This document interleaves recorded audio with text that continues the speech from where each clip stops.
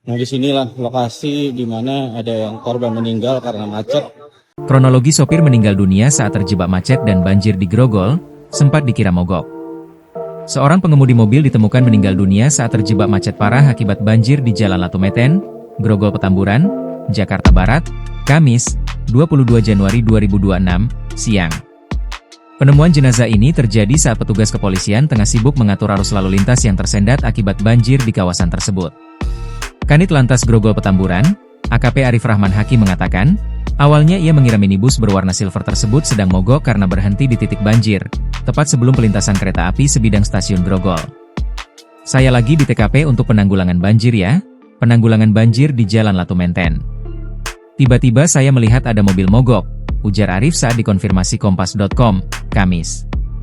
Melihat kendaraan tersebut menghambat laju lalu lintas, Arif berniat membantu dengan mendorong mobil itu ke tepi agar tidak memperparah kemacetan. Namun, ia merasa janggal karena pengemudi tidak memberikan respons apapun saat petugas hendak mendorong mobil. Lanjut mau saya dorong, ternyata kok nggak ada reaksi, kata Arif.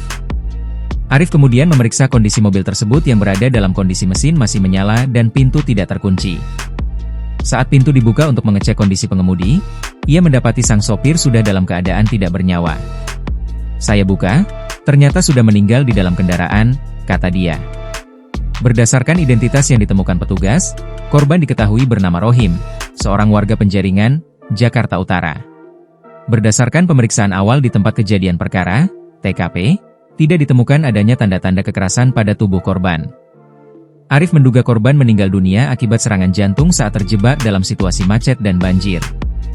Saat ini, jenazah Ar telah dievakuasi ke Rumah Sakit Cipto Mangunkusumo, RSCM, Jakarta Pusat. Download Tribun X sekarang, menghadirkan lokal menjadi Indonesia.